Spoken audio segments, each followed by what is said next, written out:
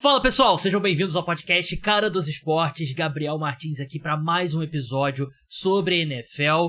Como eu avisei na semana passada, ao longo dos playoffs da NBA, esse primeiro episódio da semana sobre a NFL, ao invés de ser postado na madrugada de domingo para segunda, vai ser postado na madrugada de segunda para terça, para quando você acordar na terça-feira, você ter já o programa para você escutar, porque com a NBA rolando os playoffs, a gente precisa dar um pouco de prioridade para o basquete, principalmente nesse período um pouco mais parado da NFL. Então a gente segue aí pelo próximo mês e meio, provavelmente, dessa forma.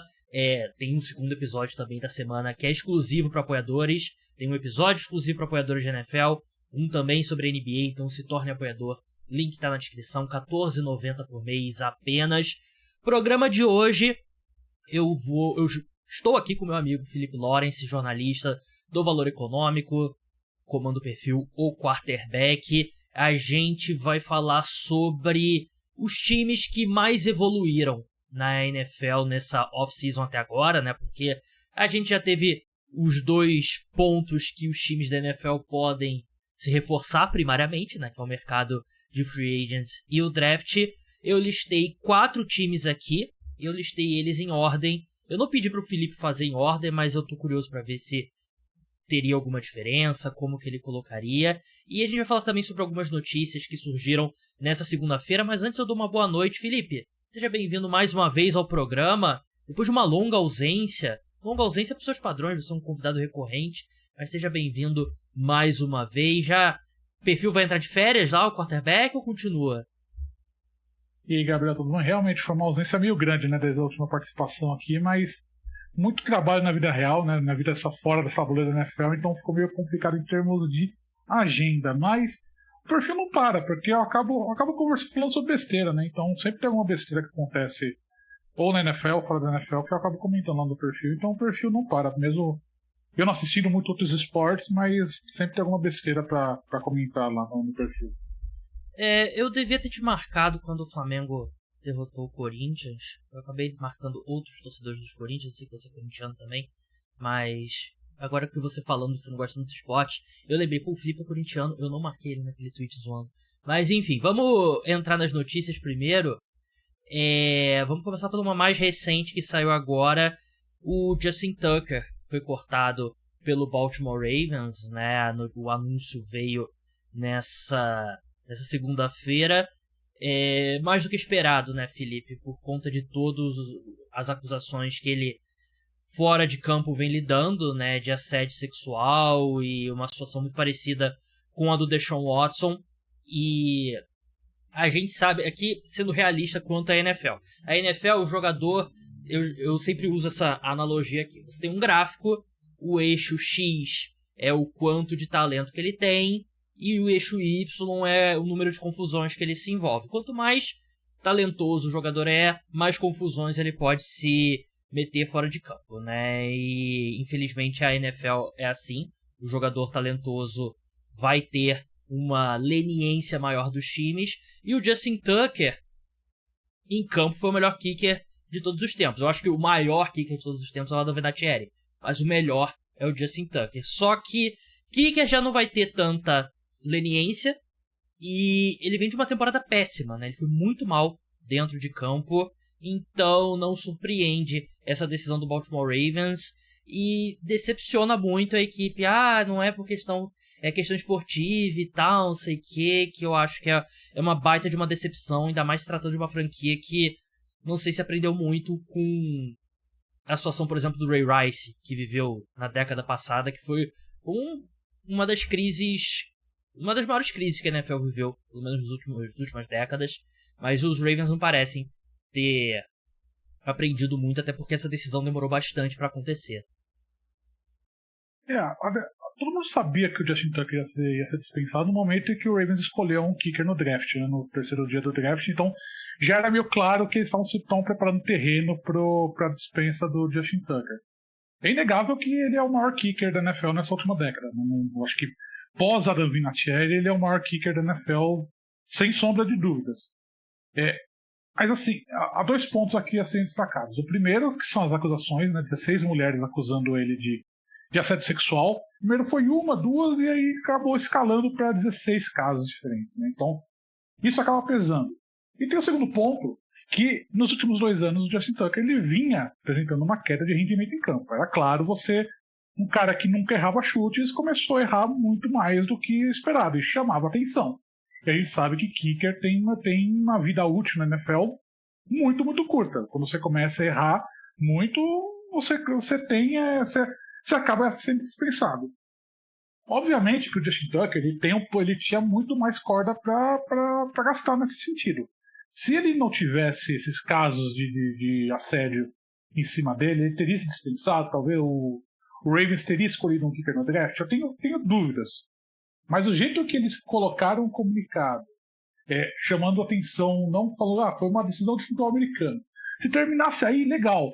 Mas é um comunicado inteiro falando, ele foi um dos grandes da equipe, etc, etc, etc. Assim, gastando um monte de palavra que eu acho que não cabe pro momento do Justin Tucker, porque é um cara que está sofrendo acusações bem sérias, um cara que não é um caso específico, são 16 mulheres em cima dele, então acho que faltou um pouco de tato do Ravens. Obviamente, você tem que fazer todo... Obviamente, assim, ele é o maior kicker da história do Baltimore Ravens, você tem que dar um pouco de deferência, mas vamos esperar um pouco esses casos diminuírem, né? Então acho que assim, acho que não era o momento para fazer essa deferência toda ao dispensá-lo, falando que foi só uma decisão de futebol americano. Em parte foi, não tenho dúvida, mas você tinha que ter tomado um pouco mais de cuidado com esse comunicado, porque ficou uma imagem meio feia, ficou parecendo que é isolado, né? Eles nem cogitaram os casos de assédio. Um time que no passado falou que não contrataria o Deshaun Watson por conta de zero tolerância, né? Então, assim, eu acho que ficou feio nesse sentido por conta de todo o histórico do time, que você bem lembrou, o do Ray Rice, também as declarações recentes e também os casos envolvendo o Justin Tucker, que são vários, né? Não é 1, 2, são 16. Sim, e acho que era caso de, nós decidimos dispensar o Justin Tucker, agradecemos pelos serviços prestados à franquia. Ponto, acaba, né? Não precisa destacar o cara e... Enfim, a questão que fica é, se ele não tivesse vindo desse ano tão ruim, se ele ainda fosse Prime Justin Tucker, né? Que é um cara que foi 5 vezes o First Team All-Pro entre kickers, os Ravens teriam tomado a mesma decisão, né? Porque se você chama de decisão esportiva, a sensação que dá é que não aconteceria.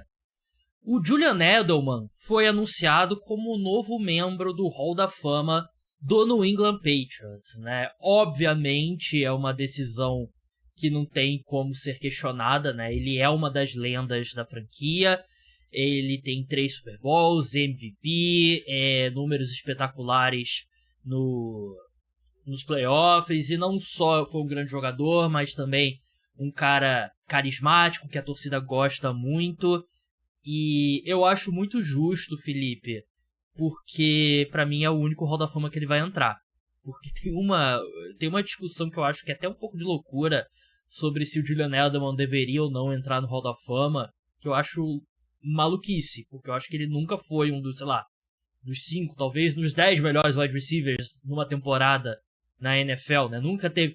sabe quem é o melhor wide receiver da NFL? O Julian Edelman. Nunca existiu essa discussão. Então... Eu não tô querendo alfinetar o Julian Edelman. Eu só tô querendo levantar essa discussão, porque eu lembro que me chamou muita atenção quando teve essa questão de o Julian Edelman vai ser Hall da Fama ou não vai ser, que pra mim é uma resposta bem óbvia. E o que você acha disso, Felipe?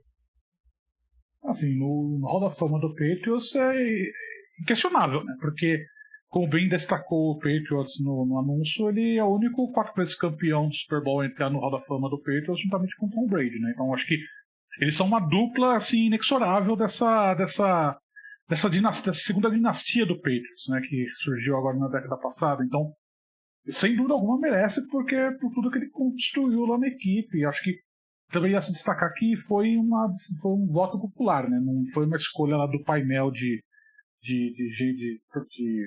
notáveis lá que escolhe todo ano quem vai entrar no Hall da Fama do Patriots, porque o escolhido esse ano foi o Bill Parcells, né? Que acho que é uma escolha bem mais questionável do que a do Julian Edelman, sendo bem sincero, apesar do Bill Parcells ter levado o time à disputa do Super Bowl, né? Que eles acabaram perdendo pro Packers em 96, mas mesmo assim, eu acho que o Julian Edelman no Patriots, no Hall da Fama do Patriots, inquestionável.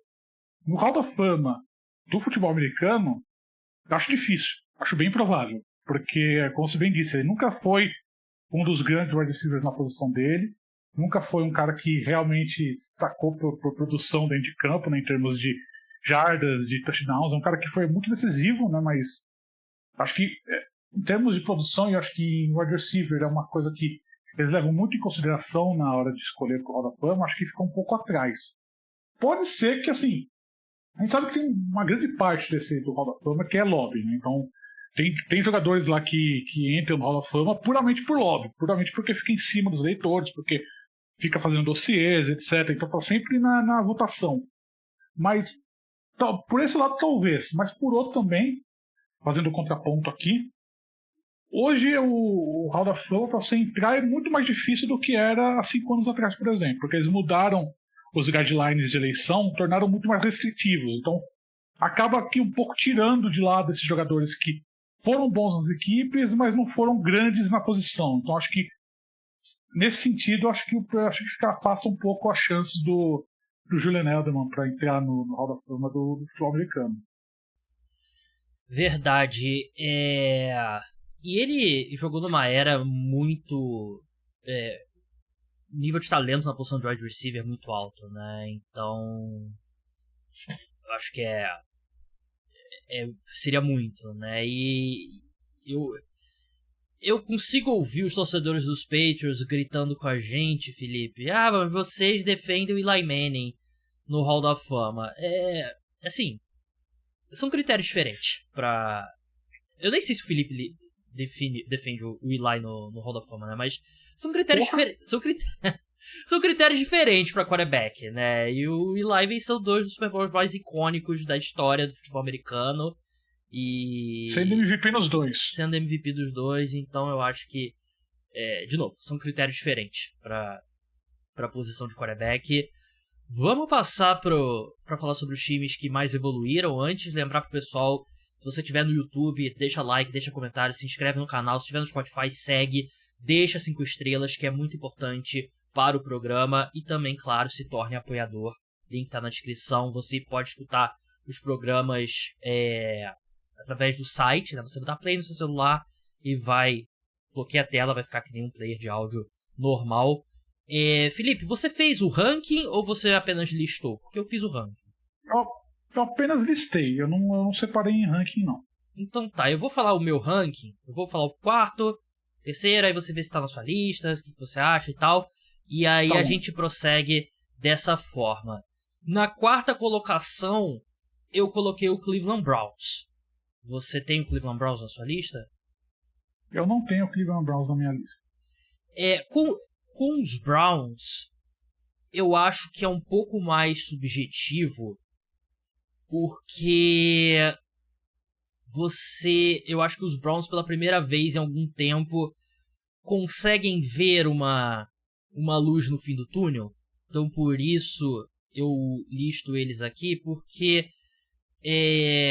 o Deshaun Watson não vai jogar esse ano, né? E não vai jogar nunca mais pelo Cleveland Browns, provavelmente nunca mais na NFL. Então você traz os quarterbacks e...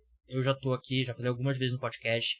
Eu acho que apostar no Shadou Sanders, onde ele foi selecionado, acho que é uma excelente aposta pros Browns e que não tem muito risco.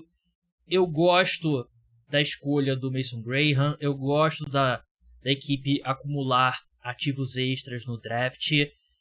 E eu listo eles aqui. Talvez a melhor em campo não vai ser tão grande. Provavelmente não vai ser. Mas pelo fato da equipe, você vê uma luz no fim do túnel, você vê um cenário que, mesmo que o time tenha um péssimo ano, eles vão estar escolhendo alto, com escolhas altas de draft, e se os quarterbacks que eles selecionaram, contrataram, não derem certo, eles vão estar na posição de selecionar um quarterback. Então acho que aqui a minha escolha dos Browns é muito mais subjetiva. porque na última off-season eles pareciam estar num buraco que não tinha como sair. E agora eu consigo ver um caminho pro time voltar a ser respeitável. Só que é o Cleveland Browns, né? Então o risco deles se perderem no meio do caminho ainda é muito grande. Mas eu vejo um caminho, pela primeira vez em muito tempo com eles.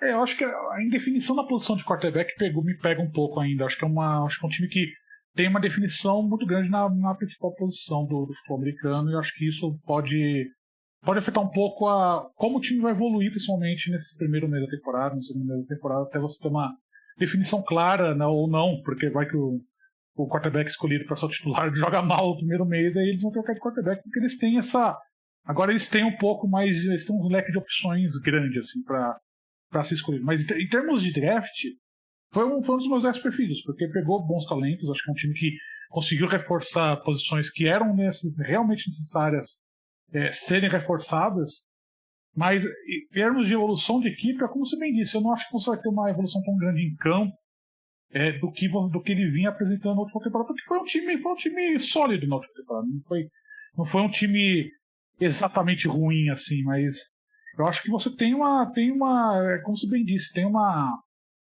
acho que o Kevin Stefanski vai ter um pouco mais de calma para trabalhar, ainda mais considerando que a grande bomba da equipe não estourou, que era a saída do Myles Garrett. Você ter desarmado essa bomba traz uma calma assim, para a equipe muito grande. Porque acho que se você tivesse perdido o Myles Garrett, você tivesse essa definição de quarterback e um elenco que tem muitas adições, acho que poderia ser um ano meio volátil assim, pro Kevin Stefanski no cargo. Mas eu acho que ele tem um ambiente mais tranquilo, mas eu não acho que é tão tranquilo assim. Acho que dependendo de como for transcorrer a temporada, acho que o Browns pode ser um daqueles times que o técnico pode, no mínimo, balançar. Não sei se demitido, acho que é meio exagero, mas no mínimo balançar pode acontecer, porque é um time que ainda tem definições muito grandes, eu acho, em termos de posicional, assim, em termos de jogadores de posições importantes. Justo, eu fui mais aqui com um critério melhoras na vibe geral da franquia. O meu terceiro colocado... Não, isso sem dúvida. Isso sem dúvida alguma. Só você tirar a bad vibe do Deshaun Watson já melhora, acho que o time em pelo menos 80%. Over-under jogos do Deshaun Watson na NFL daqui pra frente, 0,5. Vai com under ou vai com over? Eu vou com under, eu acho que ele não joga mais na NFL, porque o Browns apostou muito alto nele, não deu certo. Eu acho que tem todo o histórico, não agora só de casos, mas também de lesões, né? Então acho que agora chegou num ponto que ele se tornou realmente radioativo. Acho que agora não tem chance dele ter grandes oportunidades futuras na liga. Volta o que a gente falou lá atrás, né? Sobre o gráfico, né? Você precisa estar do lado certo do gráfico de talento e confusão, né? E eu iria de under. Eu acho que a gente não vê mais o Deshaun Watson na NFL. O meu próximo time, meu quarto colocado aqui, é o Los Angeles Rams. Tem na sua lista aí? Sim, o Rams está na minha lista. Traz o Davante Adams, que eu acho que nessa altura é um baita de um upgrade em relação ao Cooper Kupp. Consegue manter o Matthew Stafford, né? Que a gente, acho que é difícil até lembrar, né? Mas que era a grande novela, né, da off-season, antes do mercado de free agents, draft e tal. Eles conseguem manter. Eu acho que a contratação do Puna Ford preenche um espaço fisicamente muito grande nesse time dos Rams, né? E aí o torcedor dos Rams tem que agradecer a atriz Brenda Song, né? Pela dica. E eu acho que eles fizeram um dos melhores drafts desse ano, simplesmente pela troca que eles fizeram com os Falcons, que eles assaltaram os Falcons, né? O que eles fizeram foi um assalto à mão armada. Então, eu vejo os Rams hoje, Felipe, eu acho que eles se destacaram um pouco em relação ao resto da NFC Oeste, porque eu acho que o 49ers e o Cardinals têm grandes questões, e eu acho que o Seahawks deu um passo para trás. Eu acho que hoje os Rams se destacaram ali no ranking de forças da divisão deles. Eu também acho. Eu acredito que assim, o Rams, a grande conversa que a gente tinha aqui no começo do ano era se o Rams ia entrar numa grande reconstrução, né? Porque se ia despachar o Matt Stafford se ia realmente entrar numa reconstrução da equipe para começar do zero, para entrar num novo ciclo de crescimento, e não é o que aconteceu. O time acabou dobrando a aposta no Matt Stafford, né? Trouxe o Davante Adams, que eu realmente acho que é uma grande contratação, porque é um complemento muito bom pro ataque do Rams nessa fase, né, da carreira do Matt Stafford. Acho que é um cara que sabe jogar com quarterback veterano, né? Jogou por muitos anos lá com o Aaron Rodgers também, já nessa parte final da carreira, né? Com o cara com mais de 35 anos. Então acho que vai ter um entrosamento legal com o Matt Stafford. Um time que o Les Ned fez um bom draft, né? Um cara que faz um bom draft historicamente, né? Um cara que consegue achar bons valores, porque foi um time que por muito tempo não tinha escolha de primeiro round, né? Então é um time que precisava caçar valor nos rounds intermediários, nos rounds finais. Então isso acabou apurando um pouco o faro do Rams em termos de talento. Eu acho que agora que eles voltaram a ter escolha de primeiro round, eu acho que é um time que realmente levou isso ao quadrado nessa questão de conseguir achar talentos. E como você bem disse, é um time que, além disso, fez aquela troca, né, com o Falcons no draft. Você chegou a ver o vídeo do Howie Roseman comentando? Não vi. É um vídeo muito bom, porque é um vídeo de bastidores do Eagles no draft, e aparece a troca lá no telão do Eagles, e o Eagles falou, é por isso que, olha os termos da troca, é por isso que as pessoas não aceitam os nossos termos. Então, assim, porque foi uma troca impensável, né? Acho que o Rams ele deve ter dado cambalhotas quando o Falcons aceitou, porque uma escolha antes o Giants deu bem menos, né, pro Houston Texans em termos de valor de escolha, né? Não, foi completamente bizarro. Os Falcons pagaram ali 150% o valor de uma troca como essa, né? Achei que foi absurdo e bom pros Rams. O top 2, eu acho que é indiscutível, Felipe. E aqui eu acho que vai muito da sua ordem. E eu vou começar com o meu segundo colocado, que eu imagino que esteja na sua lista, New England Patriots. Sim, o New England Patriots. Se eu fosse ranquear, seria o meu primeiro. Eles vão entrar na temporada com 1, 2, 3, 4, 5, 6, 7, 8, 9, 10 titulares novos, né? Dos 22 entre ataque e defesa, né? Eles trazem 3 caras para a linha ofensiva, que era um setor que o time precisava muito, né? O Will Campbell, uma escolha que eu gosto bastante. Morgan Moses, right tackle, sólido do New York Jets. Sim. Garrett Bradbury, que pelo menos tem experiência de jogar na NFL, nem sempre bem, mas tem experiência. E o Stephon Diggs, a contratação dele, quando aconteceu, eu não tinha lido os termos direito do contrato, né? É basicamente um contrato de 1 ano, né? Que eles têm, que eles podem seguir. Então não é um valor absurdo, né? E eu acho que vale a aposta. Então eu gosto do Mike Hollins chegando, um wide receiver profissional de futebol americano, que eu acho que já é mais do que a maioria dos wide receivers dos Patriots na temporada passada. E eles dão um overpay pelo Milton Williams, mas eu acho que é um time que estava nessa posição de dar um overpay para um jogador como esse. Harold Landry é um cara que conhece o Mike Vrabel, então vai ser importante ali nesse período de transição. Achei caro o Carlton Davis? Achei caro, mas também é outro jogador profissional de futebol americano que você bota em campo e faz uma dupla boa com o Christian Gonzalez, e só acho que é uma aposta arriscada por ele estar vindo de uma lesão, mas é inegável, os Patriots é um time que vai colocar em campo, pelo menos no papel, um time muito superior ao da temporada passada. É um time que precisava muito dessa reprovação de elenco, né? Porque é um time que errou muitos drafts seguidos ruins, então precisava de um reforço de elenco assim bem grande, né? Então acho que eles conseguiram nisso porque eles trouxeram um jogador de baseada, né? Tanto na free agency quanto no draft. Então acho que era necessário. Acho que é um time que pode não mostrar resultado, porque acho que é um time que muita mudança, não só de elenco, mas também de comissão técnica. Então é um time que pode começar patinando, mas acho que é o caminho certo. Acho que agora o torcedor vai ter um pouco mais de calma, porque sabe que realmente uma reconstrução, realmente a gente tem que aproveitar esse segundo ano do Drake May, né? Pensar que é o primeiro ano dele, realmente é o primeiro ano dele agora sob o Josh McDaniels. Então acho que você tem uma equipe que é jovem, uma equipe que é promissora. Acho que você tem uma linha ofensiva que vai dar um pouco mais de tranquilidade para o Drake May jogar. Acho que você tem um grupo de recebedores que não sei se chega a ser bom, mas chega a ser razoável. Então é um time que você tem uma defesa, que eu acho que o McVable, ele é uma grande mente defensiva, ele não é inovador, mas ele é uma grande mente defensiva, um cara que faz esquemas defensivos bem sólidos. Então acho que você tem uma equipe que pode se destacar ainda mais numa divisão que eu acho que tá assim, tirando o Buffalo Bills que tá acima, eu acho que os outros times são, então, o Jets e o Dolphins são bem questionáveis. Acho que você tem questões bem grandes em volta desses dois times. Então acho que é um time que, se tudo der certo, acho que briga por um wildcard. Mas eu não acho que seria o best case scenario, né? Eu acho que é o melhor caso possível. Não colocaria ele como wildcard, mas acho que é um time que tá caminhando, trouxe as peças certas para ver se caminha certo. Mas é um time que acho que vai começar lento, exatamente por conta disso que eu disse. É muita peça nova, é muita coisa nova. Eu acho que pode ser um time que chega em setembro com 1-3-0-4 e não me surpreenderia.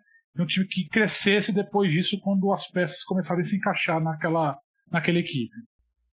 Eu concordo. Eu acho que tem um cenário muito realista que termina com os Patriots na segunda colocação dessa divisão. Acho que não é nenhum absurdo. E eu acabei de... Assim, eu não falei, né? Mas, claro, a chegada do Mike Vrabel, né, é um reforço, né, pro time, né, em relação ao que eles tinham no ano passado, né, que o Gerard Mayo acabou sendo um baita de um fracasso, né, mas o meu número 1 é o Chicago Bears. Mas eu entendo o Patriots ser o número 1, né, mas eu acho que os Bears foram precisos e trouxeram jogadores de bom nível e de bom custo-benefício, pelo menos no papel, né? Que eles trazem o interior de linha ofensiva inteiro novo. Eu gosto muito da escolha do Luther Burden terceiro. Surpreendeu muita gente o Coulson Loveland de ser o primeiro tight end selecionado, mas eu acho que para os Bears, que já tem o Cole Kmet, eu acho que ele fazia muito mais sentido. Então eu gosto muito das movimentações da equipe. Eu acho que ainda falta um pouquinho mais de time se encaixar, né? A gente vai precisar ver isso em campo. Acho que ainda mais um edge rusher surgindo ali, né? Do lado oposto do Montez Sweat é importante. Mas acho que o principal upgrade tá na sideline, né? Que é o Ben Johnson, que vinha sendo o melhor play caller da NFL e ele agora é o head coach do Chicago Bears. Eu acho que mudar do Matt Eberflus pra ele é um salto absurdo. Eu acho que um salto maior, provavelmente, do que... O Gerald Mayo é pior do que o Matt Eberflus. Mas eu gosto mais da contratação. Eu acho que eu acho que o Ben Johnson é uma aposta melhor pra head coach do que o Mike Vrabel. Bem melhor atualmente. Então acho que não é um upgrade maior. Então por isso que eu coloco o Chicago Bears na frente dos Patriots. Mas eu entendo você ter o Patriots na frente dos Bears. E imagino que os Bears estavam na sua lista. Sim, os Bears estavam na minha lista também. Acho que o Ryan Poles, que é o general manager do Bears, vinha sendo muito criticado, né? Porque é um cara que não via muito valor em escolha de draft, um cara que fazia escolhas meio estranhas, mas nesse draft ele realmente acertou a mão. Acho que a chegada do Ben Johnson deve ter ajudado bastante em termos de preparação do Bears, em termos de draft, em termos de avaliação, porque mudou bastante. Se você avalia o draft desse ano do Bears com o dos anos anteriores do Ryan Poles, você vê uma mudança bem grande em termos do que eles pensam de futebol americano. Então acho que a chegada do Ben Johnson já é sentida como o Bears fez esse draft. Acho que, obviamente, acho que você dar mais segurança pro Caleb Williams era o essencial pro time ir pra frente, né? Porque a gente falou muito, né, do Caleb Williams depois da temporada aqui, que foi uma decepção, que não correspondeu às expectativas, que era o melhor prospect de quarterback da NFL em vários anos e não correspondeu a isso. Eu acho que você tem um potencial muito grande lá ainda. Acho que não dá para jogar fora. Eu acho que o time fez certo. Primeiro em trazer o Ben Johnson como técnico, que é uma grande mente ofensiva, um cara que está preparado para ser técnico da NFL. Eu não acho que eu colocaria ele como acima do Mike Vrabel em termos de contratação, porque eu gosto da experiência do Mike Vrabel como técnico anteriormente. Acho que isso traz um pouco de diferença em termos... Até porque o trabalho do Mike Vrabel lá no Titans não foi desastroso, né? Ele foi demitido porque ele batia a cabeça com com os donos, com a diretoria. Então acho que foi uma situação meio bizarra lá que acabou sendo demitido. Não foi questão de trabalho em campo. Mas acho que o Ben Johnson ele chega com uma moral bem grande em termos de tomar decisão de equipe, inclusive. Acho que isso a gente pode ver pode ter uma certa coisa se acompanhar se ele vai realmente se dar bem com o Ryan Poles ou se o Ryan Poles vai pular fora no meio da temporada ou no fim da temporada. Acho que pode ser uma questão bem parecida com o que foi com o Chiefs há alguns anos, em que eles elevaram o Brett Veach no meio da temporada e por conta que o treinador manager antigo ele estava batendo cabeça com o Andy Reid. Então, acho que pode ser uma questão nesse sentido também. Mas em termos de reforço da equipe, acho que é uma equipe que está reforçada, uma equipe que o Matt Eberflus no começo da temporada passada ele até tentou fazer alguma coisa, né? A gente até via certos flashes no Chicago Bears, mas é um time que não tinha consistência, né? Não conseguia levar o carrego do que ele fazia no jogo para a próxima semana. Então acho que com o Ben Johnson, acho que você tendo uma estratégia oficial mais apurada, mas levando acima as forças do Caleb Williams, acho que é um time que pode ser interessante em termos de evolução agora em 2025, na temporada que começa agora em setembro. Eu gosto muito do Ben Johnson. Eu sou muito fã do Ben Johnson e se der errado eu vou afundar com o navio. E o Ryan Poles, assim, se ele, acho que a pior coisa pra autopreservação dele é ele bater cabeça com o Ben Johnson, né? Porque se um dos dois vai sair, não vai ser o Ben Johnson, vai ser o Ryan Poles. Sim. Então, se ele quer manter o emprego dele, é melhor ele rezar pela cartilha do Ben Johnson. Mas teve algum time que eu falei aqui, quer dizer, algum time que tá na sua lista que eu não falei aqui? Eu gostei do Cincinnati Bengals. Eu gostei principalmente do que ele fez na defesa. Muita gente não gostou do draft dos Bengals, principalmente. Não, assim, eu gostei. Eu acho que é um time que não acho que é um time que precisava de grandes reforços, assim, é um time que fez reforços pontuais que vão posicionar a equipe para uma boa temporada. Acho que você ofensivamente é inquestionável, enquanto você tiver, né, o do Joe Burrow saudável, você tem todo um ataque que dá certo. Em termos defensivos, acho que deu uma melhorada a ponto do time dar um passo a mais, assim, em termos de desempenho. Acho que eu gostei do que eles fizeram nessa intertemporada. Eu vou puxar um pouco o saco também do New York Giants. Porque acho que assim, obviamente, o Giants não vai ser um bom time nessa temporada. Então, assim, vamos deixar bem claro, mas eu acho que agora você começa a ver frutos. Acho que agora a gente começa a ver realmente os frutos do trabalho do Joe Schoen lá dentro do New York Giants, porque é um time que tá com as peças que ele montou. Agora é um time totalmente dele, é um time que tá com a cara dele, tá com a cara do Brian Daboll, então acho que a gente vai começar a ver um desempenho melhor. Eu espero que tenha um desempenho melhor. Acho que é um time que não vai demitir técnico nem general manager no fim da temporada. Acho que a escola do Jackson Dart sacramentou que eles vão ter pelo menos mais um ano em 2026, mas eu gosto muito do que eles fizeram. Acho que reforçaram a equipe. Acho que é um time que vem fazendo esse trabalho de tartaruga, um trabalho que é um trabalho duro, um trabalho meio complexo, porque é um time que estava muito dentro do buraco, as pessoas não têm muita noção disso, do que era essa equipe no fim da era de Jerry Reese, na era do Dave Gettleman, mas acho que é um time que está dando passos lentos, mas constantes. Acho que é um time que está reforçado e acho vai resultar em alguma coisa em campo. Depende do Russell Wilson, do que a gente vai ver o Russell Wilson em campo, depende do que a gente vai ver o James Winston em campo, mas eu acho que é um time que está numa crescente. Eu acho que a gente vai ver os primeiros resultados do trabalho realmente aparecendo agora. Cara, você falou depende do Russell Wilson. Eu acho que a gente vai ver Jackson Dart mais cedo do que a maioria das pessoas esperam. Eu não ficaria surpreso se antes do Halloween eu acho que a gente vai ver o Jackson Dart em campo. Seria o meu palpite. Eu acho que o time não gostaria de fazer isso. Acho que teria que ser uma situação de Armagedon para isso acontecer. O time, sei lá, uma vitória nos primeiros 8 jogos, uma questão assim, levando em consideração também que é uma tabela muito complicada. A gente está com uma tabela extremamente complicada, então não dá para esperar muita coisa dessa tabela. Acho que a sensação que eu tenho todo ano, o Giants tem um calendário difícil. Para mim parece todo ano. Não, mas esse ano tá realmente complicado. Não tô sendo irônico, não. Eu realmente... Eu não sei se é por eu ser torcedor, né? Eu sempre acho que o Giants tem um calendário difícil.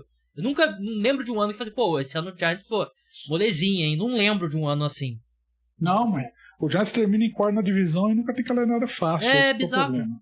É sempre, pô, o Giants, pior campanha da história da franquia. Aí vai e pega a AFC Oeste. No ano seguinte, pega a AFC Norte. Porra, não tem jeito. Mas eu gosto das movimentações dos Giants também. Imagino que você já tenha comprado sua jersey do Ken Scatterable. Vai ser um fan favorite, né? Ele vai ser um bom jogador. Ele vai ser um bom jogador. Acho que vai ser um bom jogador. Acho que é um cara que complementa bem o Torrent Tracy. E a torcida vai amar ele. O estilo de jogo dele. Vai, com certeza. Vai amar ele e... A italianada de Nova York vai amar ele. Nossa, vai amar ele mesmo. E... torcer pro Abdul Carter, assim, escolher um número, né? Escolher uma camisa.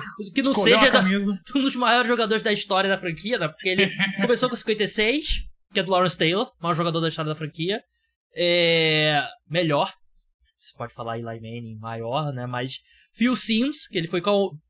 Eu não sei se ele pediu ou como é que foi, se ofereceram. Acho que não pediu, acho que foi.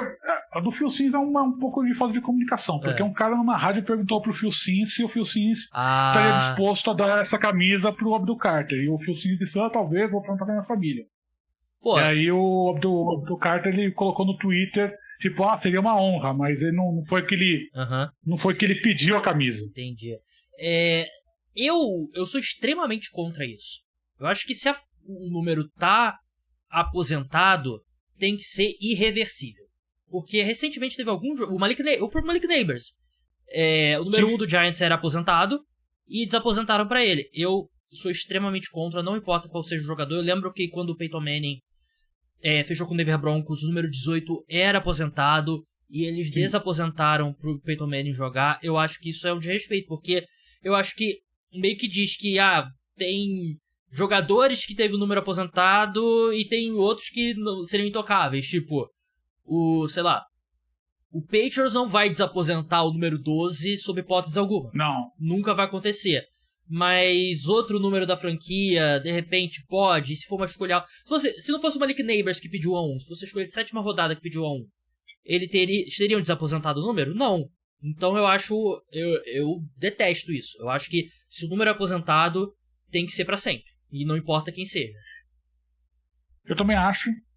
Também acho que você não pode desaposentar o número, mas eu acho que o caso do Giants é meio bizarro porque o Giants aposentou muita camisa. Né? O Giants tem 100 anos de franquia, aposentou muita camisa. Eu acho que, por causa da influência do Yankees, né? Porque o Yankees tem uma porrada de número aposentado, só que o Yankees, tem muita gente, tem mais gente absurda que jogou na franquia do que o Giants.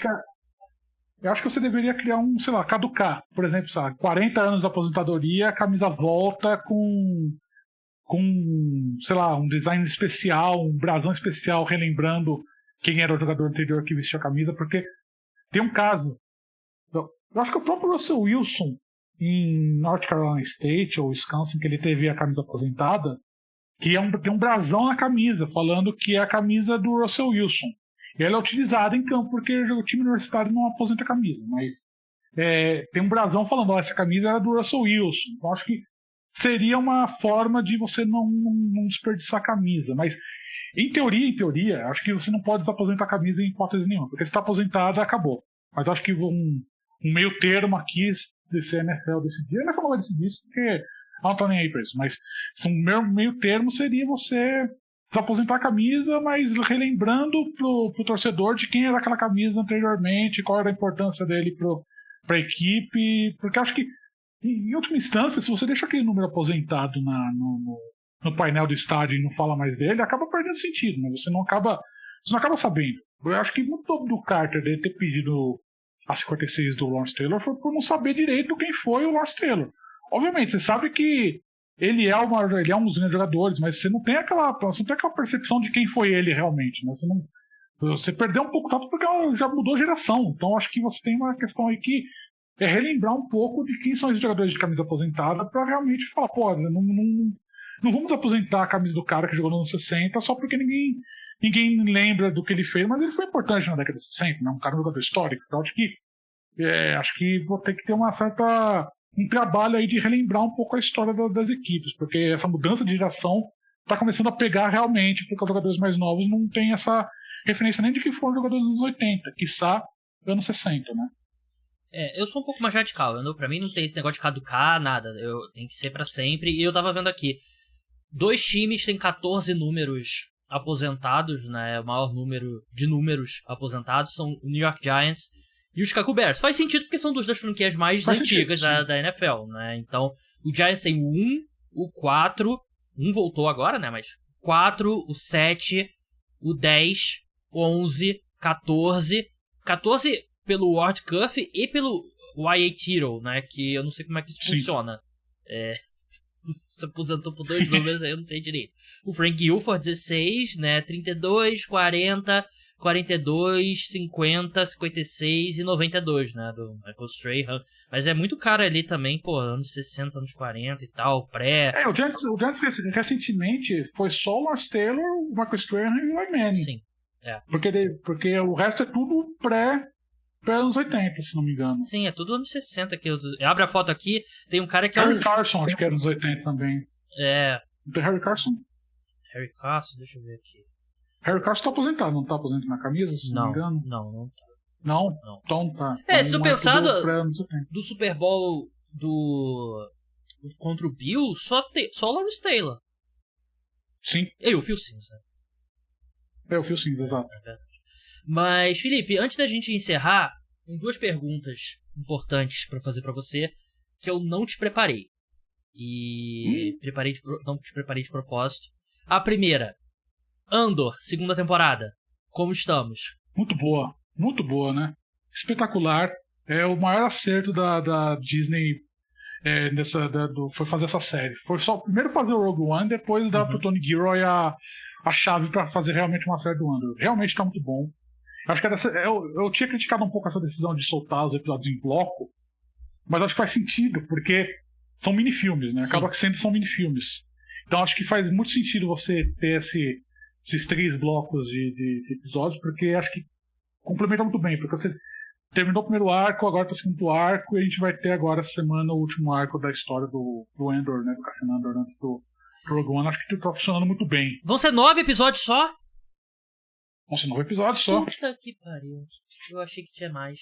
Eu acho que é 9, acho que são 9. Salvo engano, são 9. Eu posso estar enganado, mas eu acho que são 9. Eu concordo com você quanto a essa ideia também de lançar 3 em 3 em 3. 12, porra. 12, então beleza. Tem mais 2 blocos. Aí. Não, peraí. Eu vi aqui no Google apareceu 12. 12. São 12 mesmo. Também concordo com esse negócio dos arcos, né? Então cada um tem os 3 estágios ali, os 3 atos, né? E a 2ª temporada eu acho que discutivelmente melhor do que a primeira, nesses 6 primeiros episódios, né? Que é muito difícil de imaginar que, comparado à primeira temporada, que foi um absurdo. Eu amo Force Awakens, né? Então eu não vou tão longe de dizer que é o maior acerto da Disney, né? Mas talvez em termos de expectativa e o que apresentou em campo, provavelmente sim, né? E eu vi uma entrevista do Tony Gilroy recente que ele disse que não gostaria de ser o presidente da Lucasfilm, né? E que assim, o que ele diz, né? Que ele prefere focar num projeto de cada vez, então acho que faz sentido. Mas eu acho que ele é o ativo mais valioso da Lucasfilm atualmente. Mais até do que aquele outro do chapéu que me fugiu o nome. Tem Filoni. O Filoni porque ele tem mais. Ele tem erros e acertos e tal. O Tony Gilroy, 10 de 10 até agora, né? Eu acho que a questão de presidência da Lucasfilm acho que não vale pegar um cara que é desse lado criativo e colocar pra bater carimbo, né? Porque o presidente da Lucasfilm, ele bate carimbo, ele não toma decisão criativa. Um cara que recebe os projetos e avalia com a Disney se vale a pena ou não, né? Não é um cara que realmente bota a mão na massa, então é um cargo mais técnico, um cargo que é mais executivo. Então acho que se você tirar, sei lá, tirar o Tony Gilroy, o Dave Filoni ou o Jon Favreau dessa parte criativa do Star Wars, acho que seria pior do que deixar a Kathleen Kennedy lá quieta. Porque você tem críticas nela, né? Eu acho que muito passa por conta da questão da Disney, que estava uma zona antes da volta do Bob Iger, né? Então acho que essa questão toda da Disney, eu acho que se resolveu quando o Bob Iger voltou. Acho que tanto a Disney com Star Wars quanto a Marvel se acertaram, porque o Bob Chapek era um incendiário, né? Ele queria 200 mil projetos e, obviamente, não tinha braço para isso, e quando viu, já era tarde demais. Uma boa transição pra minha segunda pergunta, Felipe. Assistiu Thunderbolts? Assisti Novos Vingadores, né? Agora a gente já pode falar que é Novos Vingadores, Já né? pode falar, sim. Gostou do filme? Gostei bastante, porque parece que foi o primeiro filme realmente que foi feito depois dessa reorganização, né? Então acho que é um filme bem legal, porque retoma um pouco daquela magia da Marvel de ser uma história boa. Acho que você tem uma história legal, você tem bons efeitos especiais, não é um filme que depende totalmente de efeitos especiais, né? Mas é um filme que tem bons momentos práticos, etc. Acho que os atores, o elenco teve um entrosamento muito bom, que é importante, né?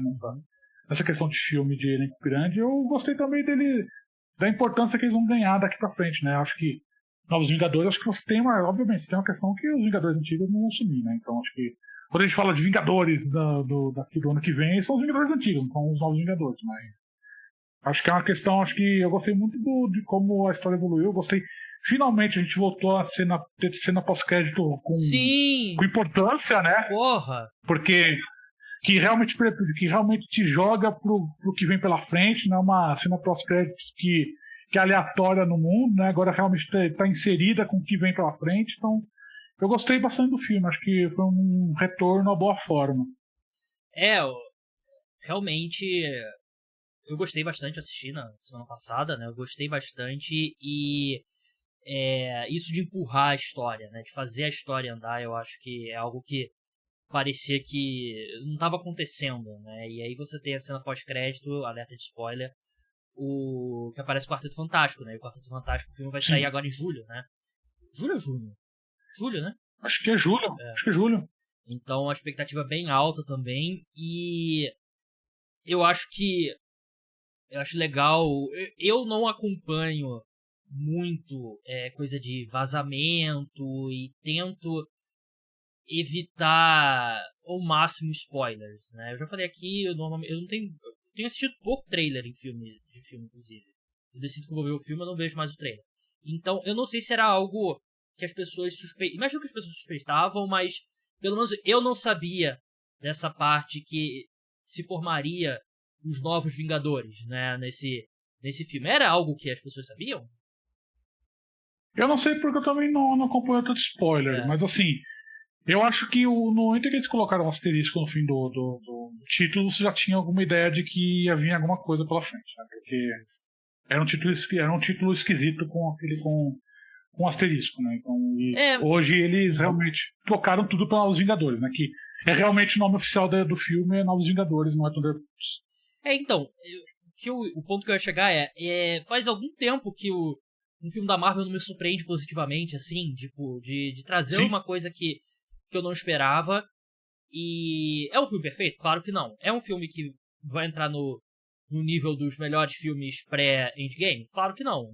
Não é Pantera Negra, não é Soldado Invernal, não é Endgame, Infinity War e tal, mas eu achei um bom filme, achei um filme que é divertido e eu acho que a Marvel sempre teve ali alguns jogadores nos seus elencos importantes. E eram Chris Evans como Capitão América, Robert Downey Jr. como Tony Stark e também muitos diretores, né? Os irmãos Russo, o James Gunn e me fugiu agora o diretor do Sinners agora, caramba. Ryan Coogler e tal. Então, eles têm esses ativos, né? E eu acho que hoje, um dos maiores ativos da Marvel, e é curiosa você faz a linha com os esportes, né? Você traz o Robert Downey Jr. mais velho, né? Tentando recriar um time de sucesso do passado. Mas acho que hoje a Florence Pugh é um dos ativos mais importantes que a Marvel tem. Porque eu achei que ela foi muito bem como Viúva Negra. Eu vi um vídeo que eles estavam meio assim, hot take e tal, opinião polêmica. E eu acabei vendo o vídeo e eu concordei completamente. Eu acho que eu gosto mais da Florence Pugh como Viúva Negra do que com a Scarlett Johansson. Eu acho que ela é mais carismática, ela é mais naturalmente engraçada do que a Scarlett Johansson. E eu acho que ela comprou bastante. Porque ela é uma atriz incrível, né? Ela é uma atriz de, concorrer ao Oscar e tal. E tem vários filmes indies de altíssimo nível. Mas ela comprou realmente a ideia. E eu acho que o maior exemplo disso é ela fazer a cena dela, da Helena, né? Pulando do prédio, né? E ela realmente fez, ela brigou pra fazer essa cena. Então eu acho que mostra uma atriz que tem um compromisso, que tá fechada com o elenco, tá fechada com o universo Marvel. E eu acho que ela... Assim, não vou dizer que ela carregou o filme, porque o ator que faz o pai dela também é muito bom. Tem Bucky também. Eu me surpreendi o quanto que eu gostei do Wyatt Teller, né? Como Walker, né? Que é um personagem que eu não gostei muito na série, mas eu achei que ele foi bem melhor nessa. Mas eu acho que é a grande estrela, e eu acho que a pessoa que sai como uma parte importantíssima do universo cinematográfico Marvel seguindo em frente é a Florence Pugh. Eu concordo. E ela vem bem em tudo que ela fez da Marvel até agora. Ela foi bem no filme da Viúva Negra, ela foi bem na série do Hawkeye. Acho que é uma atriz que realmente abraçou essa ideia, né, de participar do universo Marvel, porque tem muito ator que participa dos filmes e por causa do cheque, né? Acho que ela realmente abraçou essa oportunidade que foi dada a ela de ser uma das caras dessa nova década da Marvel. Eu acho que ela trabalha bem, acho que a personagem dela é verossímil, né? Uma personagem que você compra a ideia da personagem. Eu gostei bastante do meu, assim, acho que o Sebastian Stan ele ganhou mais espaço agora como Bucky, né, como Soldado Invernal, e eu gostei bastante dele no filme, porque eu acho que ele realmente conseguiu se mostrar agora como o personagem dele, ele realmente evoluiu, né, um cara que vem desde o Soldado Invernal, né, que ele apareceu pela primeira vez, que era um personagem mais secundário, e agora ele realmente está no Spotlight. Eu acho que o Sebastian Stan é um bom ator. Sim. E ele consegue transpor isso pro personagem. Eu vi uma estatística. A gente tá fazendo uma análise de Marvel com a cabeça de analista desportivo, né? O Sebastian Stan é o único ator que apareceu em filmes de todas as fases do universo cinematográfico Marvel, né? Porque ele aparece no primeiro Capitão América, né? E aí Soldado Invernal, e aí vai aparecendo em todos. E, de fato, né? E uma decisão que eu não gostei na época, porque eu achei na época que eu queria ver ele herdar o escudo do Capitão América. E eu acho que o fato dele não ser o Capitão América deu muito mais espaço pra... ajudou ele, né? E você tem o Anthony Mack, né? Como o Sam Wilson de Capitão América, que o filme não foi bom. Eu até acho que não foi tão ruim quanto o pessoal fala, né? Mas foi um filme... péssimo. É porque eu entrei com a expectativa muito baixa. Eu entrei com a expectativa, tipo, vai ser, o pior filme da história da Marvel. E... eu não sei... Eu detesto muito Quantumania e o Miss Marvel, né? The Marvels, né? Sim. Eu detesto muito os dois, eu ainda acho que são piores. Mas eu acho que a Marvel começou ali a sair do buraco, Felipe. Eu acho que tem um momento, tem um ritmo bom. E se o Quarteto Fantástico confirmar e for um bom filme, fizer sucesso, Marvel voltou completamente, porque aí ano que vem é Vingadores e aí esquece. Aí não acho que vai ser nível Infinity War e Endgame, mas a Marvel volta com tudo, quase tudo. Tem uma matéria muito boa que saiu no Wall Street Journal de ontem, domingo, que ele fala de como a Marvel reencontrou o seu caminho, porque fala que o fato deles agora terem focado em menos projetos, né, descalou um pouco, porque o grande problema da Marvel era que estava espalhando muito. Você tinha que ter filme, tinha que ter série. Era intercalado filme, série, filme, série, filme, série. E isso acabou criando problemas criativos para o Kevin Feige. E a matéria diz que o Kevin Feige não saía do escritório dele, que marcar uma reunião com o Kevin Feige era impossível, porque ele estava sempre revisando o material. Eu vi isso, que o pessoal ficava esperando ele no corredor para tentar falar com ele, né? Eu vi uma parada disso. E a matéria fala que o fato do Bob Iger, depois de ter assumido o comando da Disney, novamente falou, vamos focar em qualidade, não em quantidade, e vamos esquecer um pouco o material do streaming, porque o streaming se vende com a ESPN, vamos focar nos filmes. Eu acho que isso criou um pouco mais de deu um pouco mais de calma pro Kevin Feige conseguir trabalhar o que ele trabalha bem, que é criar uma história conectada. Eu acho que a história conectada no cinema é bom, porque a gente viu agora o Demolidor, não foi nem citado no filme agora novo, dos Novos Vingadores, mesmo que fosse em Nova York. A gente não viu o Wilson Fisk, prefeito de Nova York, aparecendo no filme. O que é bom, que eu acho que é legal, porque eu acho que você não precisa integrar todas as séries com os filmes e nem os filmes com as séries. Eu acho que você tem que ter um espaço, para você ter mais criação de coisas originais na televisão e também para você ter uma história mais concatenada no cinema. Porque um dos grandes problemas da Marvel, para mim, desde a pandemia, é que virou um negócio meio de checklist. Você tinha que dar o checklist em tudo para assistir. Tipo, assisti a série, então a série foi boa, então checklist. Então, assim, virou um negócio tão. Virou uma boneca russa, que você abria texto, ficava abrindo camadas e camadas e não chegava no fim. E acho que você simplificar um pouco, focar no universo realmente do cinema e deixar as séries um pouco de lado, ajudou muito. Eu acho que o Novos Vingadores é o primeiro filme que realmente essa nova estratégia se mostrou. E tem o fato de que o Kevin Feige odeia os personagens do universo Netflix, né? Demolidor sendo um deles, né? O pessoal falava isso, né? Que ele odiava as séries do Netflix. E, cara, eu amo Demolidor, mas, voltando a um ponto que você falou, dá a sensação de ser uma série concebida na era pré-reformulação, né? Porque... Sim. Você assistiu a série? Assisti.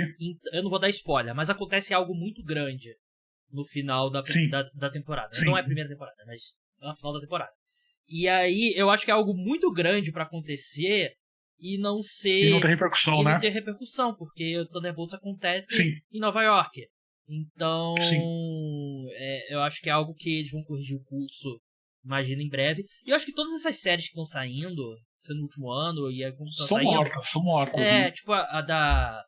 Ironheart agora que vai sair é uma série morta. É uma série morta. Vai ser lançada pra não perder dinheiro. Sim, porque já tá lá, né? Já tá pronta e bota lá. E tipo a série da Agatha, né? É outra que foi nessa. O da vilã do Hawkeye, que me fugiu o nome agora. Sabe o que eu tô falando? Sim, Echo, isso. É outra também, né? Então vamos ver o que vai chegar no streaming daqui pra frente. Imagino que Demolidor vai ter a segunda temporada, né? Porque da forma que terminou a primeira. Tem demanda. E é um personagem muito popular, Sim. né? Sim. Eu gostava muito do filme do Ben Affleck, do Demolidor. Eu era um dos poucos fãs daquele filme e a série é maravilhosa. Quem não assistiu, volta lá. Tá no Netflix ainda, imagino. Não sei se foi pro Disney Plus ou tá lá no Netflix ainda. Tá no Disney Plus também. Acho que saiu da Netflix. Salvo engano. Então um dos dois tá lá, vai lá, assiste, porque é absurda, muito boa. E tem bons momentos esse Born Again, mas acho que não recapturou. Principalmente a primeira e a segunda temporada de Demolidor. Sim, sim. Mas, Felipe, muito obrigado pela participação. Faz tempo que a gente não conversava sobre esses outros assuntos aqui, né? Então, que eu acho que é um sinal de que a Marvel voltou. Que eu senti a necessidade de trazer. A gente já se animou, a falar desse assunto de novo. Sim. Vou fazer aqui um podcast com o Felipe pós Ant-Man Quantumania. Porra, não tem como, né? Mas eu tô vendo vídeo de teoria já, então eu mergulhei todo. Eu nunca saí, mas eu mergulhei de cabeça de volta no universo Marvel. Felipe, muito obrigado pela participação. Sigam ele lá no @oquarterback. E até a próxima. Até a próxima, Gabriel. Vamos acompanhar o que vai acontecer nas próximas semanas na NFL e também no universo Marvel, Star Wars, né? Verdade. O podcast Cara dos Esportes de NFL volta. Não defini ainda se na quarta ou na quinta. Então fiquem de olho aí no feed que quando tiver vai aparecer. Um grande abraço a todos. Tchau.